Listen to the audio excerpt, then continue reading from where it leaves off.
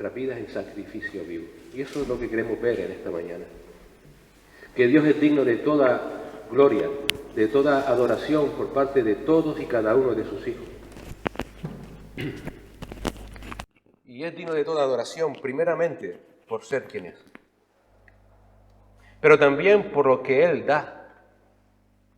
Porque todo don perfecto y toda buena dádiva viene del Padre de las luces, de Dios, de lo alto. Pero también es digno de toda gloria y de toda adoración porque no nos da. Porque no nos da. Porque Dios en su misericordia y a través de su gracia en Cristo Jesús nos da lo que no merecemos y no nos da lo que realmente merecemos. No sé si alguna vez has sido consciente de eso. Nos da lo que no merecemos y no nos da lo que realmente merecemos. Por eso el Evangelio es tan desechado, porque el mundo, la gente, nosotros cuando estábamos muertos en nuestros delitos y pecados pensábamos que sí merecíamos de parte de Dios. O sí pensábamos que realmente yo no había hecho nada, que yo era bueno en esencia y que merecía estar con Dios. Pero eso no es la verdad del Evangelio.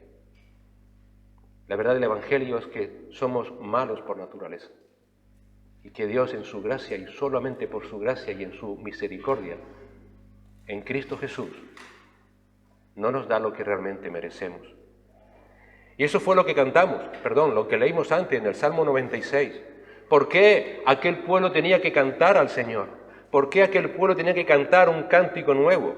¿Por qué tenía que alabar a Dios sobre toda la tierra? ¿Por qué tenía que bendecir su nombre? Dice el versículo 2, por las buenas nuevas de la salvación. Por las buenas nuevas de la salvación. Es Dios digno de adoración por las buenas nuevas de la salvación. Piensa una cosa, intenta comprender una cosa. Necesariamente tendríamos que haber estado en el infierno por nuestros pecados. Y estamos aquí sentados, alabando y adorando el nombre del Señor. Dios manda que adoremos y que le alabemos por esta gran salvación que Él nos ha dado. Por tanto, todo creyente debiéramos vivir nuestras vidas a la luz precisamente de ese conocimiento. Primeramente, del conocimiento acerca de la persona, de quién es Dios, de su justicia, de su misericordia, de su gracia, a la luz de entender que no nos da lo que realmente merecemos y que nos da la justicia de Cristo que no merecemos. Por eso podemos entender cuando Pablo dice que si hemos sido justificados por medio de Cristo y siendo justificados hemos sido reconciliados con Dios. ¿Entiendes eso? ¿Entiendes que ahora estás en paz para con Dios? Que has sido reconciliado con el Dios eterno. Pero además este conocimiento debe moldear nuestras vidas.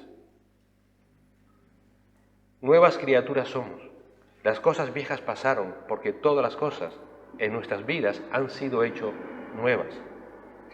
Ya no podemos seguir viviendo como vivíamos antes. No podemos seguir viviendo vidas fluctuantes, con una inquietud puesta en un mundo cambiante en vez de la certeza en la roca de la salvación que es Cristo. Si entiendes que Cristo te ha salvado inmerecidamente, aférrate a Él y no sigas poniendo tu vista en las cosas terrenales, sino en las celestiales. Porque Cristo no cambia y es el mismo ayer, hoy y por siempre. Una vida donde Cristo debe ser nuestro único contentamiento. Nuestro único contentamiento debe ser Cristo. No es tu esposo, no es tu esposa, no es tu matrimonio, no son tus hijos, no son las circunstancias, no es el trabajo, ni es la ausencia de trabajo, no es la salud ni la enfermedad. Cristo debe ser tu contentamiento. Nunca las circunstancias, jamás las circunstancias podrán ser algo a lo cual podamos aferrarnos, porque las circunstancias cambian. Cristo nunca cambia. Ninguna circunstancia jamás podrá ocupar el lugar de Dios en nuestras vidas. Nunca. Porque nada podrá satisfacer el corazón de un hombre que ha sido creado para tener una vida plena solo cuando tiene relación con Dios. Por tanto, nada puede ocupar el lugar de Dios. Y si quieres tener una vida plena en medio de la situación por la que tengas que vivir, aférrate a Cristo. Aférrate a Cristo. Por eso Cristo puede afirmar que Él es el único que puede dar una paz que el mundo no puede dar. Una paz que sobrepasa todo entendimiento. Una paz que el mundo no puede entender, porque el mundo no puede entender que un creyente pueda estar en paz aún en medio de tribulaciones y aún siga aferrándose a alguien que no ve, pero que amamos, como dice el apóstol Pedro en su carta. Una paz que es inmerecida, como todo en nuestras vidas, donde Dios mismo se da en la persona de Cristo. Por tanto, la adoración que busca adorar a Dios, esa adoración que sube delante de Él, delante de su trono como un olor fragante, es aquella que le adora no solamente por ser Dios quien es, sino porque además le reconoce en todos sus caminos. Dios busca adoradores que le adoren en espíritu y en verdad, y que le adoren cualquiera sea la situación o la circunstancia, no por lo que pueda recibir de Él, sino por ser quien es y por habernos dado su vida por nosotros. La vida de todo creyente debe ser, por tanto, una vida de adoración continua a Dios, cualquiera sea nuestra situación. Una vida que se caracteriza no por buscar nuestras propias satisfacciones, que no se caracteriza por cumplir nuestros objetivos, nuestras expectativas, nuestros sueños, sino que se vive para dar la gloria al Señor. Todo creyente debe vivir con el propósito de dar la gloria a Dios. Por eso Pablo dice, hagan todo para la gloria de Dios. Cualquiera sea nuestra situación. Porque el creyente que ha sido salvo es consciente de que ha recibido el mayor de los regalos, la salvación, que como dijimos antes, nadie merece y que Dios da por misericordia a hombres y mujeres indignos de recibirla. Pero además debemos vivir esa salvación confiando solo en Cristo, solo en Cristo. Así, de esa manera, confiando en Él, andando por fe y descansando en Él y no en las situaciones que nos rodean, el Señor recibe la gloria y el honor que Él merece, debido a su nombre. Un corazón confiado, un corazón confiado. ¿Te has preguntado alguna vez qué es un corazón confiado? ¿Te has preguntado alguna vez si realmente tu corazón es un corazón que confía? El corazón es un órgano que está en nuestro cuerpo, que bombea sangre, pero que en la palabra hace mención al origen, al centro de todas nuestras emociones, sentimientos, opiniones, pensamientos. Difícilmente vas a ver tú que en la palabra, sobre todo en el Antiguo Testamento, haga referencia al cerebro, no porque la gente no tuviera cerebro en aquella época, sino que hace mención al corazón porque es donde están las emociones, porque es donde están los pensamientos, y ahí quieren unificar. Entonces, ¿te has preguntado qué es un corazón confiado? ¿Tienes un corazón confiado? ¿Confías en Dios de todo tu corazón, con todos tus pensamientos, con toda tu vida? La palabra nos dice que hay un primer y gran mandamiento. ¿Se acuerdan cuál es? Amarás a Dios con todo, ¿qué? ¿Qué más? ¿Qué más? Eso es confiar en Dios.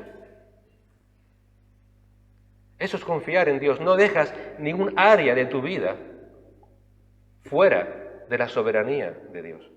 Eso es tener un corazón confiado. Y esa es la vida que nos va a colmar de paz. Porque ya no va a depender de cosas cambiantes, sino de Dios que no cambia. Porque ya no va a mirar las circunstancias que nos rodean, sino a la persona de Cristo y a su obra. Y entonces esa vida, más allá de la situación por la que estemos viviendo, va a adorar a Dios ofreciéndose en sacrificio vivo, en gratitud viva a Dios por quién es Él y por lo que Él ha hecho por nosotros. El salmista nos dice y nos insta precisamente a que nuestro gozo sea el gozo de la salvación de Dios y ningún otro gozo. A veces ponemos nuestro gozo en que si mi matrimonio va bien, voy a estar gozoso, contento y maravilloso. Si tengo trabajo, voy a estar con una sonrisa de oreja a oreja. Pero no. El salmista, por ejemplo, en el Salmo 51 nos dice, en el versículo del 10 al 12, «Crea en mí, oh Dios, un corazón limpio y renueva un espíritu recto dentro de mí. No me eches de tu presencia, no quites de mí tu Santo Espíritu, restitúyeme el gozo de ¿qué? De tu salvación». Eso es lo que realmente necesitaba aquel salmista que estaba pasándolo tremendamente mal. Un corazón limpio, un espíritu renovado, un anhelo de estar delante de la presencia de Dios. Ese hombre anhelaba la comunión permanente con Dios. Una adoración sincera. David escribe este salmo en un momento muy duro de su vida, tremendamente duro en su vida. Muchas veces se ha hablado de David como un hombre conforme al corazón de Dios. ¿Saben por qué? Si analizamos la vida de David, dice el Señor ha afirmado esto acerca de David, y fue un hombre que mandó matar a un hombre para quedarse con su esposa, adulteró con esa esposa, tuvo un hijo, etc. Primero, porque de David viene el Mesías. Y segundo, porque David, a pesar de ser un rey, fue un hombre que sufrió. Fue un varón de dolores. Evidentemente, fue un precursor de nuestro Señor Jesucristo, el varón de dolores. Y este hombre, en este momento, no busca otra cosa, sino, Señor, restitúyeme el gozo de tu salvación. Eso era lo que motivaba, lo que él necesitaba en ese momento. Recuérdame, Señor, que me has salvado. Recuérdame, Señor, de dónde me has sacado. Recuérdame, Señor, lo que tú has hecho por mí. Recuérdamelo, Señor. Esa es la única manera, queridos hermanos y hermanas, queridos amigos, de poder sobrellevar cualquiera sea nuestra situación. Señor, recuérdame el gozo de tu salvación. Recuérdame el gozo de tu salvación. Ese es el corazón que agrada a Dios. Ese es el corazón que satisface al hombre. Que satisface al hombre. Porque ese corazón va a exaltar el nombre de Dios por su soberanía, por su gracia y por su misericordia. Y va a estar satisfecho cualquiera sea su situación, porque reconoce que el Señor le ha dado lo más grande que jamás nadie ha podido hacer por él, que es la salvación. Y eso es lo que queremos ver en esta mañana. Un corazón confiado en Dios es aquel que exalta el nombre de Dios y que confía en Dios cualquiera sea su situación, y que le adora por saberse delante de un Dios que es Salvador. Vamos a abrir nuestras Biblias en Génesis capítulo 8. Génesis capítulo 8. Y vamos a leer desde el versículo 15 hasta la primera parte del versículo 21. Génesis 8, del 15 al 21. La primera parte del versículo 21. Les recuerdo que ya el diluvio ha pasado, les recuerdo que ya el arca estaba en tierra firme, les recuerdo que ya había pasado una serie de días y ya, aparentemente toda aquella destrucción por causa del diluvio había pasado. Y entonces sucede algo. Dice el versículo 15 de nuestro texto: entonces habló Dios a Noé. Quédense con esta frase. Entonces habló Dios a Noé, diciendo: sal del arca tú y contigo tu mujer, tus hijos y las mujeres de tus hijos. Saca contigo todo ser viviente de toda carne que está contigo, aves, ganados y todo reptil que se arrastra sobre la tierra, para que se reproduzcan en abundancia sobre la tierra, y sean fecundos, y se multipliquen sobre la tierra. Salió pues Noé y con él sus hijos y su mujer y las mujeres de sus hijos, y todas las bestias, todos los reptiles, todas las aves y todo lo que se mueve sobre la tierra salieron del arca según sus familias. Y edificó Noé un altar al Señor, y tomó de todo animal limpio y de toda ave limpia y ofreció holocaustos en el altar. Y el Señor percibió el aroma agradable, y dijo el Señor para sí: nunca más volveré a maldecir la tierra por causa del hombre, porque la intención del corazón del hombre es mala desde su juventud. Nunca más volveré a destruir todo ser viviente como lo he hecho. Para ponernos en contexto, para poder entender lo que vamos a ver en esta mañana, un corazón confiado que alaba a Dios, debemos de pensar en el entorno que se tuvo que encontrar Noé cuando el diluvio acaba. Les confieso que siempre pensé que después del diluvio, pues lo que Noé y su familia se encontró fueron realmente vergeles, cascadas preciosas y maravillosas, ¿no es cierto? Y les confieso que desde niño pues tenía esa imagen, yo no sé ustedes. Se acaba el diluvio, se acaba toda aquella destrucción, las aguas bajan y durante 150 días el agua es secada. ¿Y qué queda? Un vergel precioso y maravilloso, ¿verdad? Un sitio y un lugar donde realmente el mundo es lo más parecido al Edén, lo más parecido a la gloria. Realmente maravilloso y estupendo. Y de hecho me metí en Google y puse después del diluvio, esa frase, después del diluvio, y ya desde la Edad Media los dibujos, los retablos y todo lo que se pinta acerca de ese momento es eso, tiene ese mismo denominador común. Lugares preciosos y maravillosos, llenos de plantas, de mariposas volando de flor en flor, de pajaritos de un lado para otro y de cánticos de alegría por haber sido librados del juicio. Una gama preciosa de colores verdes. Hay un retablo que tiene no sé cuántas variedades de colores verdes dentro de ese cuadro que representa después del diluvio. Animales corriendo de un lado para otro, retosando, los pequeños animalitos, los pequeños conejitos. Un sitio realmente idílico. Pero realmente fue así. Yo en el 2010, corríjame aquellos que saben más que yo, porque yo estoy fato de la cabeza, no sé si fue en el 2009 o 2010, tuve la oportunidad de ir a Cuba. Y fui porque la iglesia llevó una ayuda debido a que pasó un huracán por la isla. Si no es la fecha, corríjame, porque yo en mi mente ya.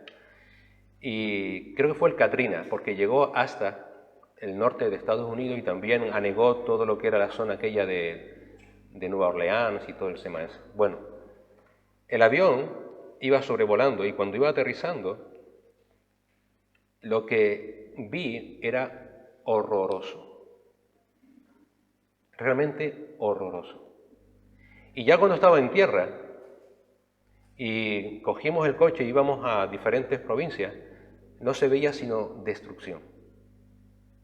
Destrucción. Y llegamos a un lugar que se llamaba Puerto Padre, no me acuerdo si eran Las Tunas o no sé. Y de puerto tenía nada, y de padre menos. Aquello no era nada, o sea, era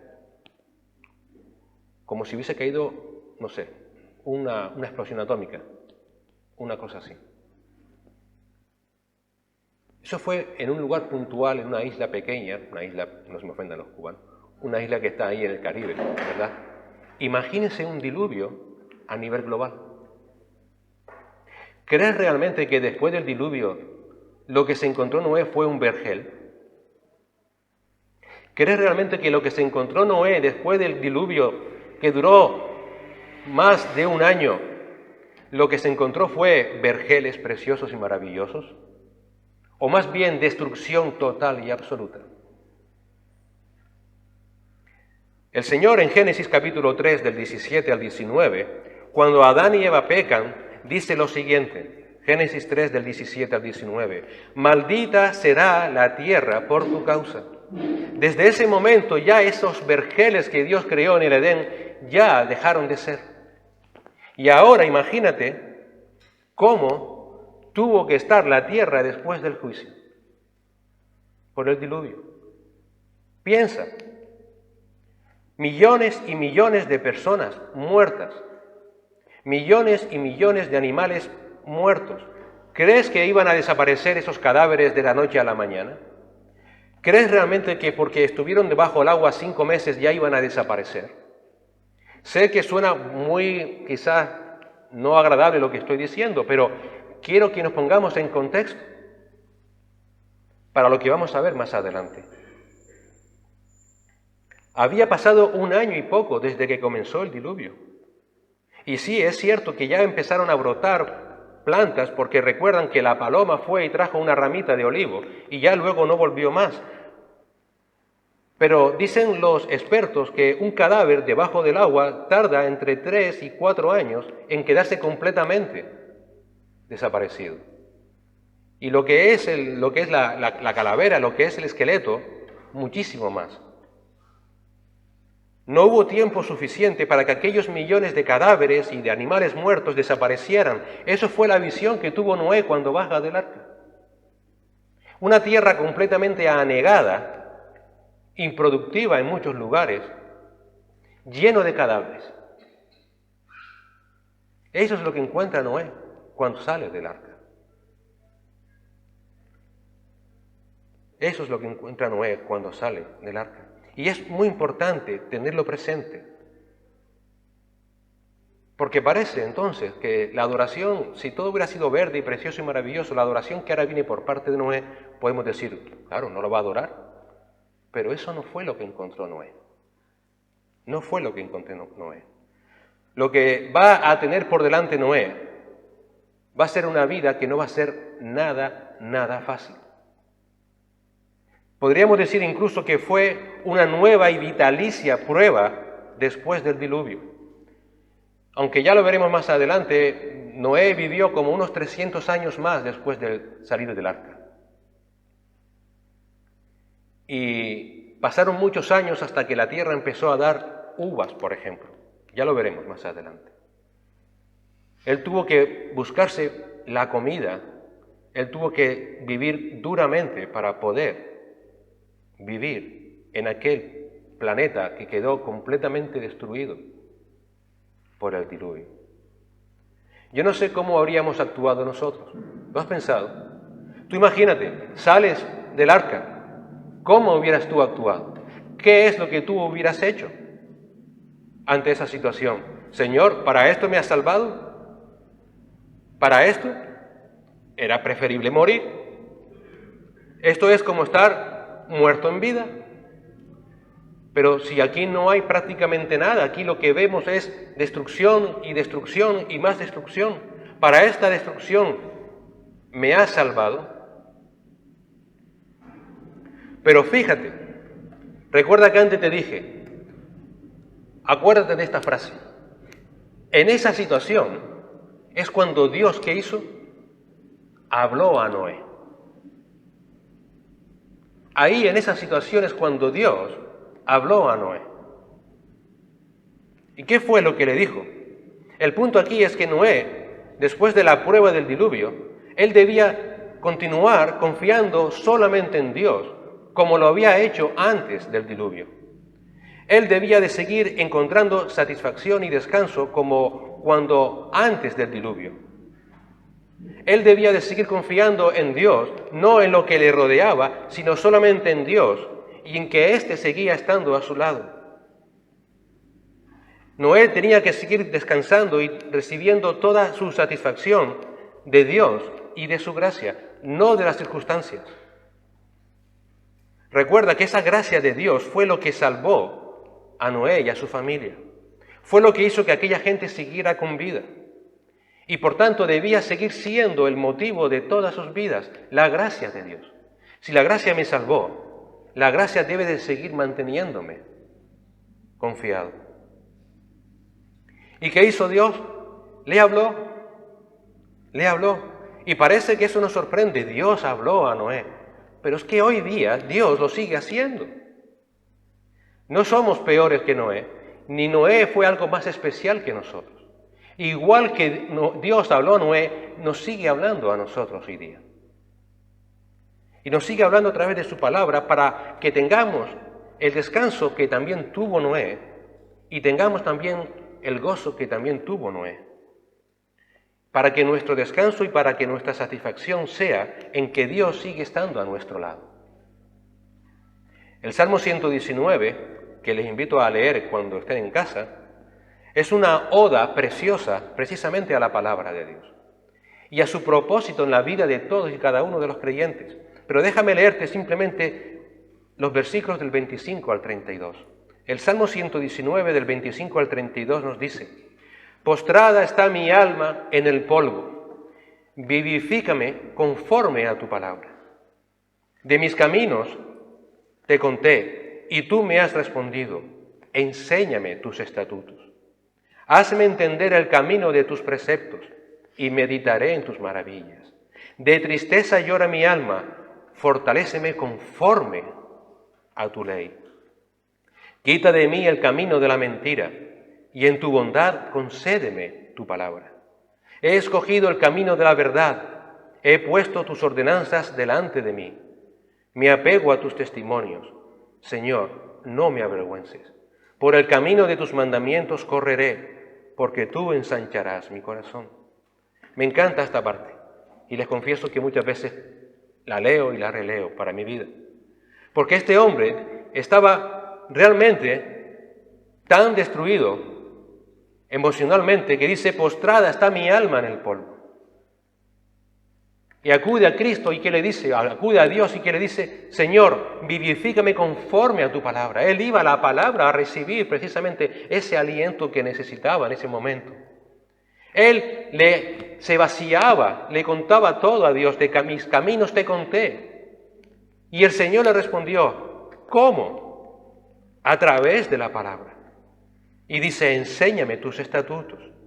Hazme entender el camino de tus preceptos. ¿Para qué? Para meditar. ¿En qué? En tus maravillas. ¿En quién eres tú, Señor?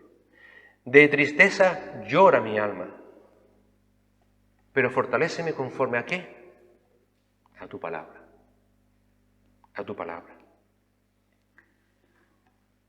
Lo que fortalecía a esa dolorida alma era la palabra de Dios.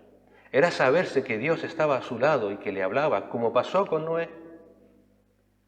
Y por eso, volviendo a nuestro texto, cuando el Señor le habla, por un lado le da un mandato a Noé, versículos 16 y 17, y por otro lado anuncia qué es lo que va a hacer de ahora en adelante en su relación con el hombre, aunque eso ya, si Dios quiere y si lo permite, lo veremos en otro domingo. Pero le da un mandamiento a Noé. Dice el versículo 15, 16 y 17, entonces habló Dios a Noé, diciendo: sal del arca tú y contigo tu mujer, tus hijos y las mujeres de tus hijos. Saca contigo todo ser viviente de toda carne que esté contigo, aves, ganados y todo reptil que se arrastra sobre la tierra, para que se reproduzcan en abundancia sobre la tierra y sean fecundos y se multipliquen sobre la tierra. Piensa lo siguiente: yo no sé cómo se le tuvieron que quedar los ojos a Noé cuando vio la tierra. Pero Dios sí lo supo. Dios sabía lo que había en el corazón de Noé en ese momento. ¿Y qué le dice Dios a Noé? Sal. No mires lo que te rodea, obedéceme, sal. Sal del arca tú y contigo tu mujer, tus hijos y las mujeres de tus hijos. Saca contigo todo ser viviente, de toda carne que esté contigo, aves, ganados y todo reptil que se arrastra sobre la tierra. ¿Para qué? Para que se reproduzcan en abundancia sobre la tierra. Y uno puede decir: ¿cómo? Hazlo. Hazlo. No son las situaciones ni las circunstancias lo que te rodean, lo que va a hacer que estos animales se reproduzcan. Soy yo. Sal y hazlo. Y les da esta seguridad. Estos animales, a pesar de la situación que se iba a encontrar, se iban a reproducir en abundancia, iban a ser fecundos y se iban a multiplicar sobre la tierra. Eso es lo que tenía que escuchar Noé, nada más. Va a suceder. Confío en Dios. Recuerda que Noé halló gracia delante de Dios. Recuerda que dice el capítulo 6 de Génesis, el versículo del 8 al 9, mas Noé halló gracia ante los ojos del Señor. Estas son las generaciones de Noé. Noé era un hombre justo, perfecto entre sus contemporáneos. Noé andaba con Dios. Dios lo justificó. Dios dijo: es un varón justo. ¿Y cómo se caracterizaba la vida de Noé?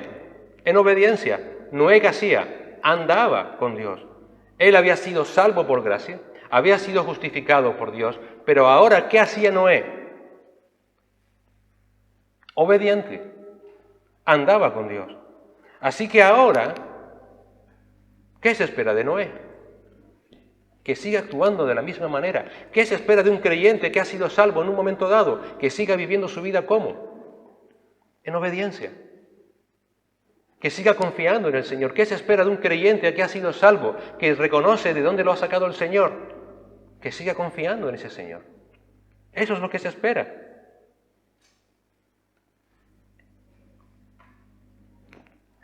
Es importante entender también que Noé no salió en cualquier momento. No salió cuando él creyó que debía salir. No creyó cuando dijo, bueno, yo creo que ya la tierra está completamente seca y ahora es cuando debo salir. Noé salió cuando Dios se lo dijo. Noé salió cuando Dios se lo dijo. No salió cuando él supuso que debía salir, sino cuando Dios se lo dijo.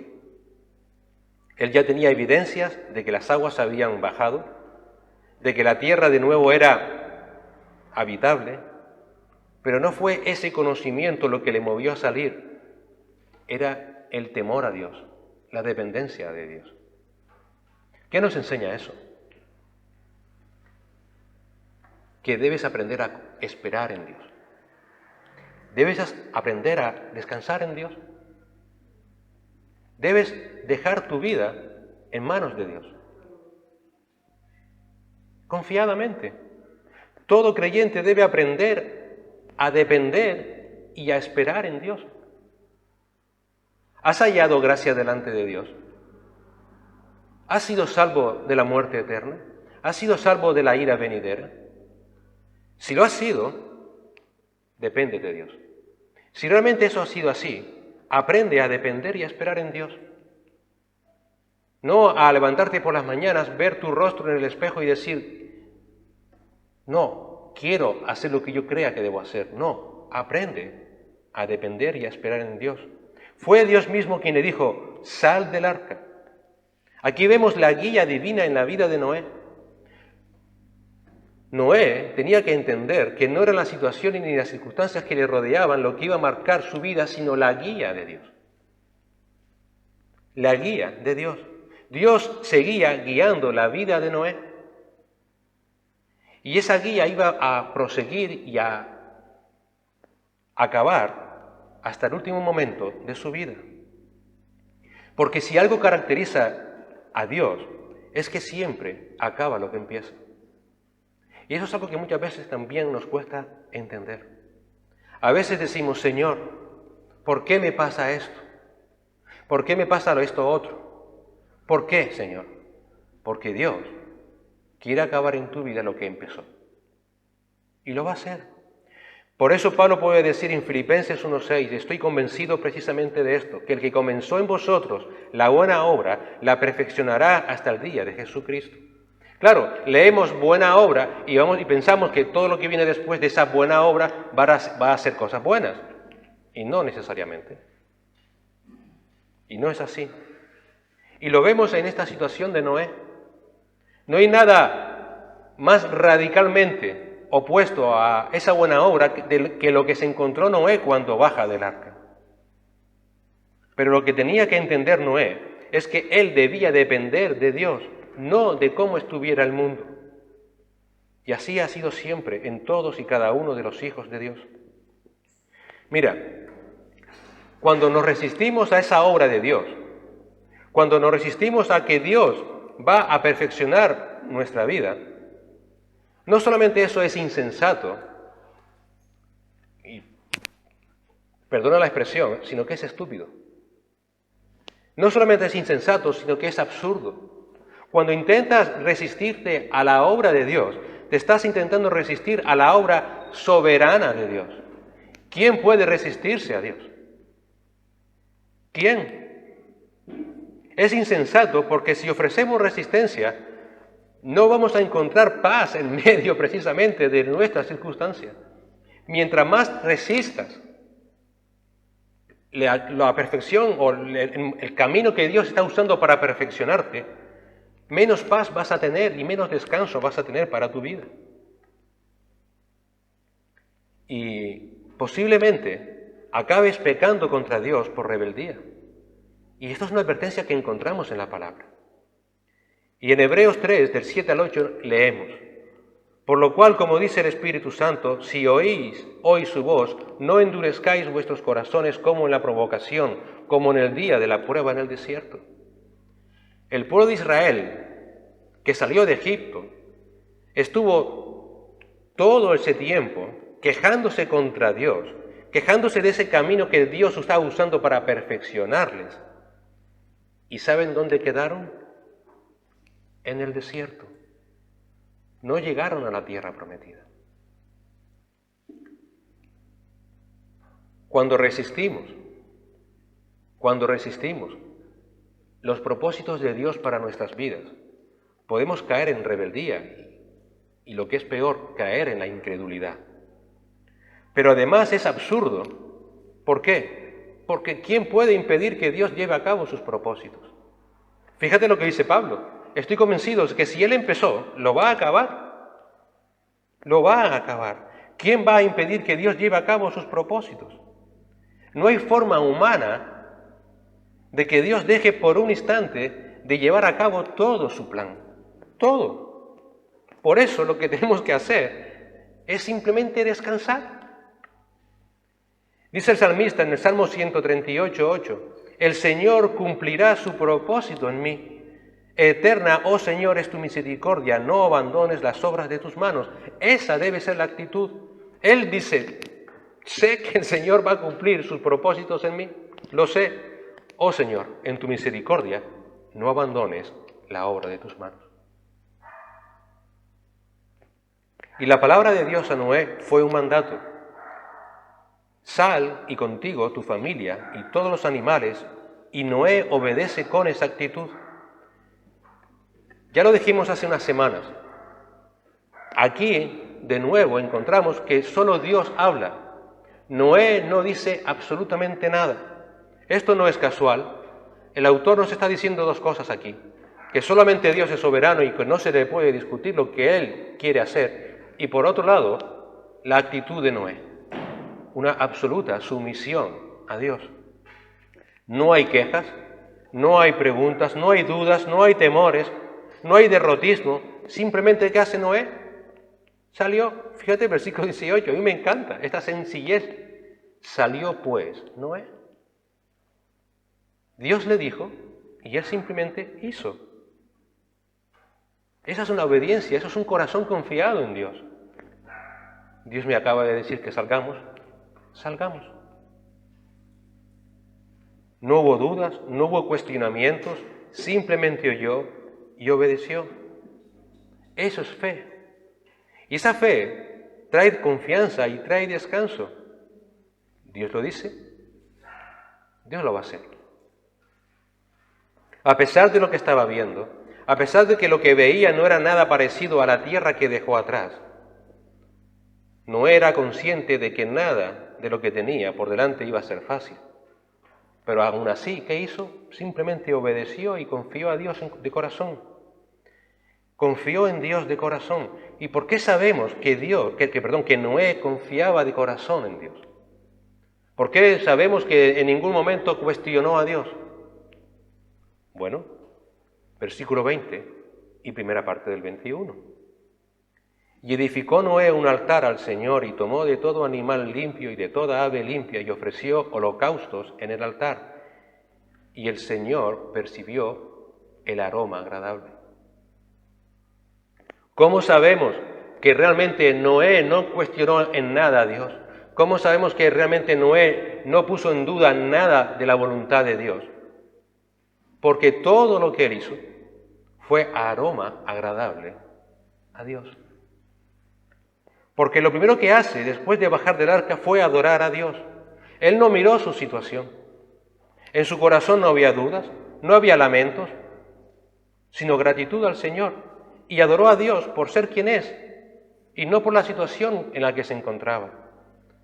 A veces nosotros venimos a adorar a Dios esperando recibir de Dios.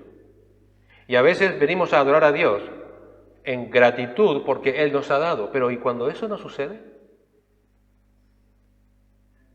¿Dios en ese momento deja de ser digno de adoración? Aquí nos encontramos a un hombre que por gracia había sido salvado del juicio, que su situación no iba a ser nada fácil, pero viene y adora a Dios. Y lo hace con un corazón adecuado porque lo que Él hace subió delante de Dios como aroma agradable. Noé tenía un conocimiento claro de que él había sido salvado inmerecidamente. Noé había experimentado la bondad de Dios en su corazón. Había visto su justicia también.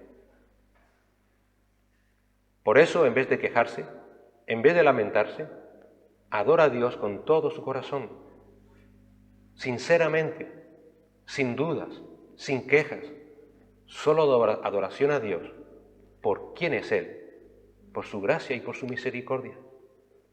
¿Y qué hace Noé? Noé dice que hace holocaustos. Yo caí tarde en la cuenta, yo soy muy tarde para ciertas cosas. No dice holocausto. ¿Qué dice? Holocaustos, en plural. ¿Por qué? Primero, veamos lo siguiente. La adoración que el Señor recibe delante de Él, ¿cómo fue? Dice, agradable. Y el Señor percibió aroma agradable. Otras versiones dice, y el Señor olió aroma agradable. Evidentemente Dios no tiene nariz. Él es espíritu. Él no tiene necesidad de oler para conocer. De nuevo se utiliza una figura humana para que nosotros, humanos, incapaces de entender todo de Dios, podamos entender básicamente que lo que hizo Noé fue agradable a Dios, que Dios miró con agrado el corazón consagrado de Noé. ¿Qué dice el versículo 20 de lo que hizo Noé? ¿En qué consistió esos holocaustos? De todo animal limpio y de toda ave limpia.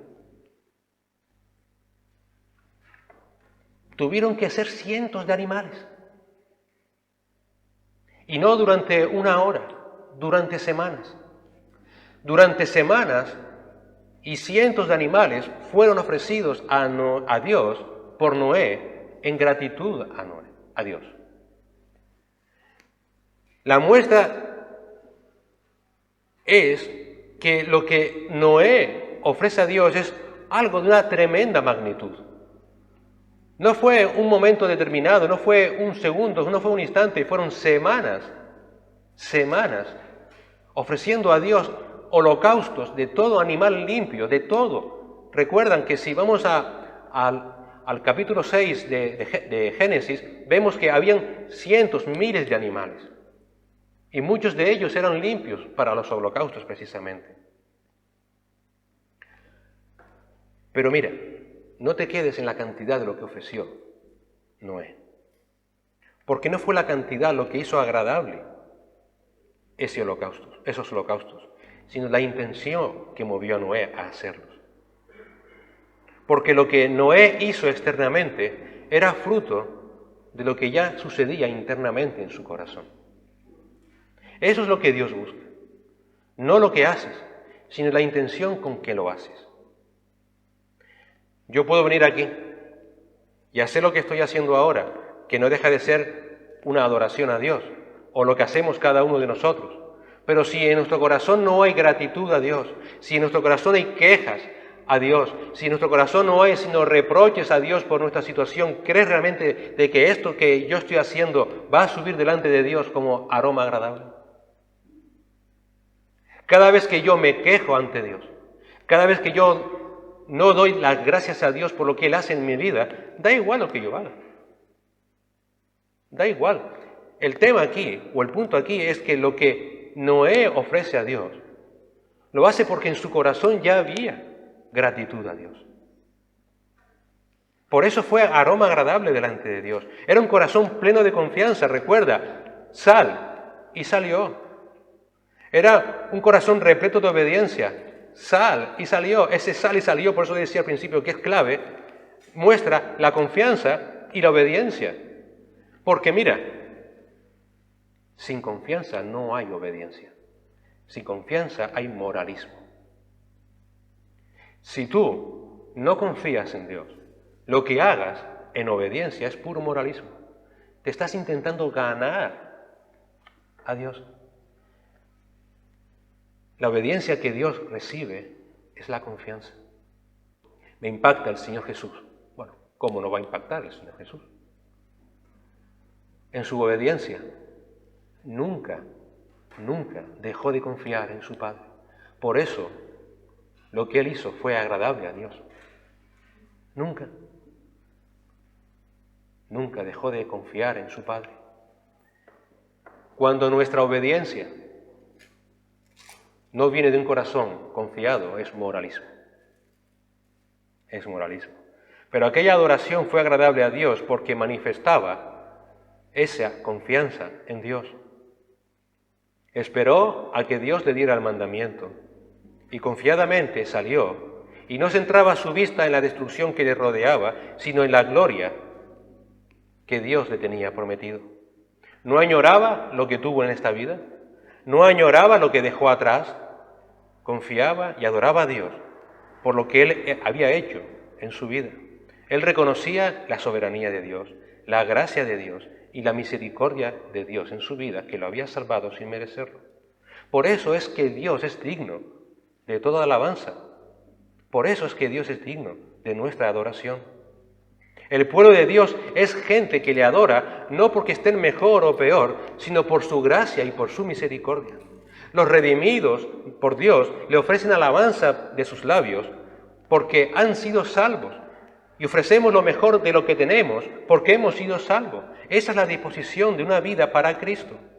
Pablo a los romanos les escribe en Romanos 12, del 1 al 2, por consiguiente, hermanos, os ruego por las misericordias de Dios que presentéis vuestros cuerpos como sacrificio vivo y santo, aceptable a Dios, que es vuestro culto racional. Fíjate en esto. ¿Por qué ellos debían de ofrecer sus cuerpos como sacrificio vivo y santo, aceptable a Dios? Que eso es lo que realmente era agradable a Dios. Por las misericordias de Dios. Os ruego por las misericordias de Dios. Recuerda lo que Dios ha hecho por ti y entonces ofrece tu vida como sacrificio vivo. No se adapten a este mundo, sino transfórmense mediante la renovación de vuestra mente para que verifiquen cuál es la voluntad de Dios, lo que es bueno, aceptable y perfecto. La exhortación de aquí de Pablo a los creyentes de Roma fue a sacrificarse para Dios. No está hablando aquí de morir como un sacrificio en un altar, sino a dar su vida. Recuerda, sacrificio vivo. Vive para Cristo. Exalta a Cristo con tu vida. ¿Y qué es eso de sacrificio vivo? Pues que todos aquellos que están en Cristo, recuerda, no por tus méritos, sino por la gracia de Dios, a través de la fe en Cristo, sabemos que la única adoración aceptable a Dios es ofrecerse totalmente a Dios. Por eso, Noé, en su corazón, fue un aroma agradable a Dios. Señor, aquí está mi vida. Yo no sé lo que... Él no sabía. Recuerda, no sabía. Sal. Y él salió. Un creyente que realmente se sabe salvo por Cristo, inmerecidamente, se ofrece totalmente al Señor. Toda su vida, todo su cuerpo, todos sus pensamientos, todo su ser, todo lo pone bajo el control de Dios. Todo. Y todo ello siguiendo, ¿sabes qué? El ejemplo de Cristo. Él nos dio testimonio, precisamente, de vivir una vida completa bajo el control del Padre, como leemos en Tito 2:14. En un sentido práctico, lo que está diciendo aquí Pablo es que no nos conformemos a este mundo. No nos conformemos a este mundo. Versículo 2, no se adapten a este mundo, sino transfórmense mediante la renovación de vuestra mente, para que verifiquen cuál es la voluntad de Dios, lo que es bueno, aceptable y perfecto. Hoy en día, desgraciadamente, y más en este tiempo, vivimos adaptándonos a este mundo. Por supuesto hay que cuidarse, por supuesto hay que estar protegiéndonos, sin duda, pero ¿tienes miedo? ¿Tienes terror por lo que está sucediendo? ¿Te agobias la situación que estás viviendo? No me adapto a este mundo. Yo ya no me adapto a este mundo.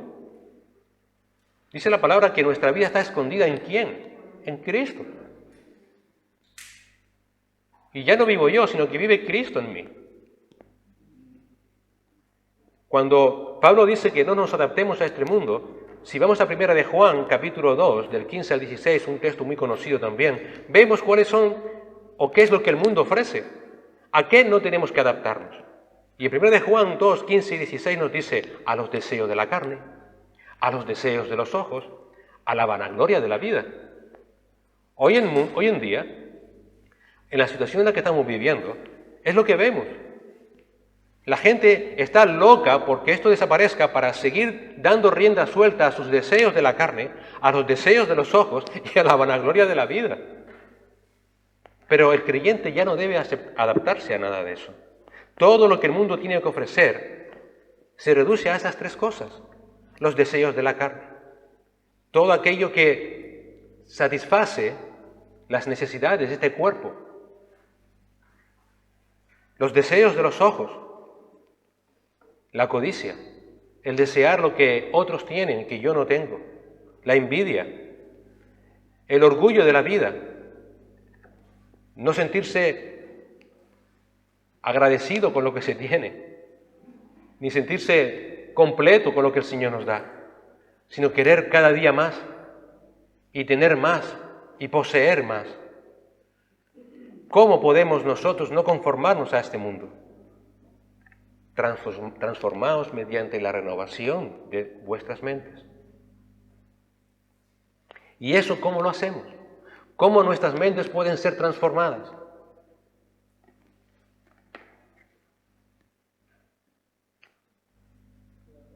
La mente de Noé, cuando Dios le habla y le dice lo que tiene que hacer, igual que con nosotros, se estaba adecuando a lo que Dios le decía.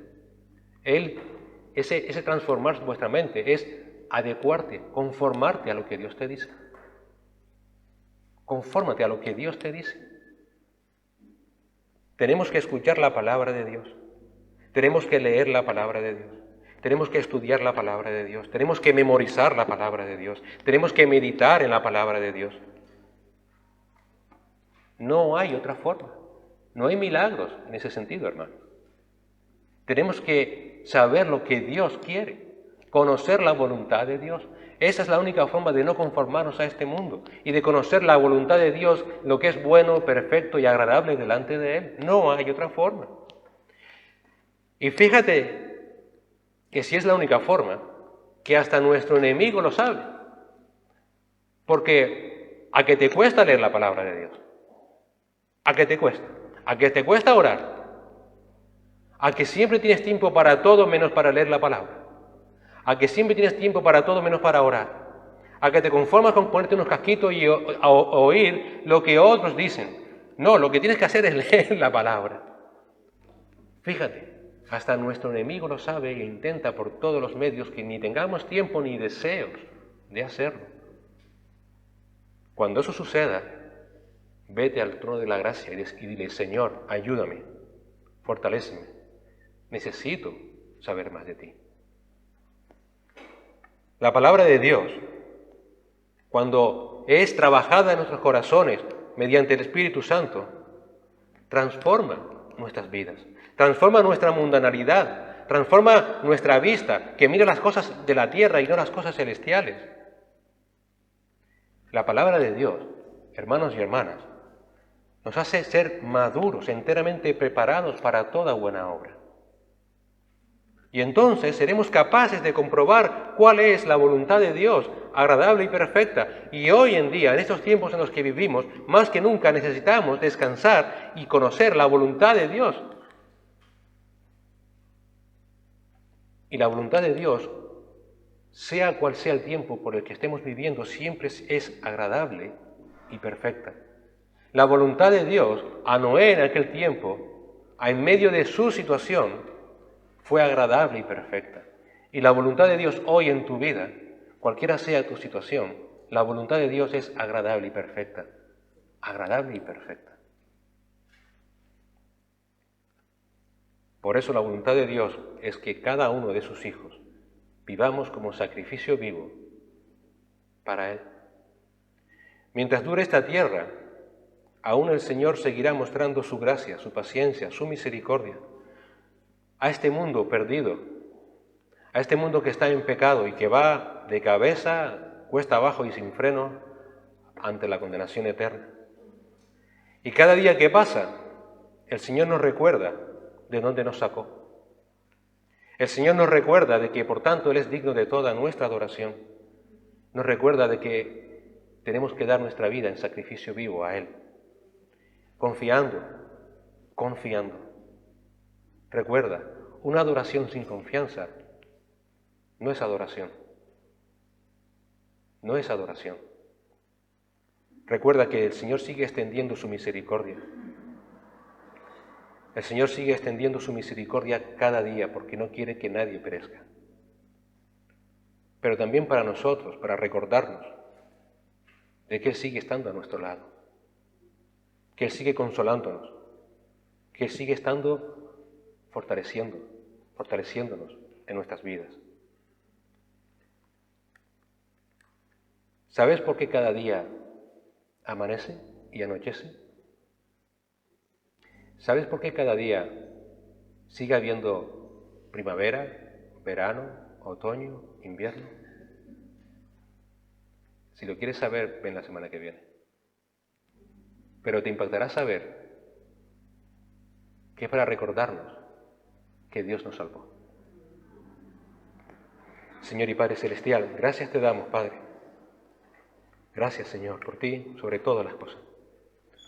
Por tu amor, por tu compasión, por tu gracia, que nos sacaste de un mundo, Señor, completamente destruido y nos llevaste hasta tu presencia, Señor. Te damos las gracias, Padre, porque tú lo diste todo por nosotros. Tú lo has hecho todo por nosotros, Señor. Ahora te suplicamos que nos ayudes a vivir para ti, a ofrecer nuestra vida en sacrificio vivo para ti, Señor. A vivir confiadamente cualquiera sea nuestra situación y nuestras circunstancias.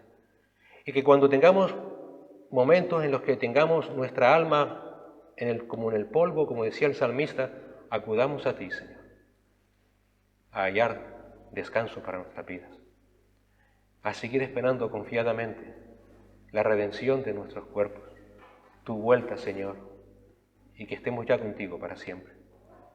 Te damos las gracias, Padre, porque ya no son las situaciones ni las circunstancias las que marcan nuestra vida, sino nuestro Señor Jesucristo. Te damos las gracias, Padre, porque ya nuestras vidas están escondidas con Él. Y descansamos en eso, Señor.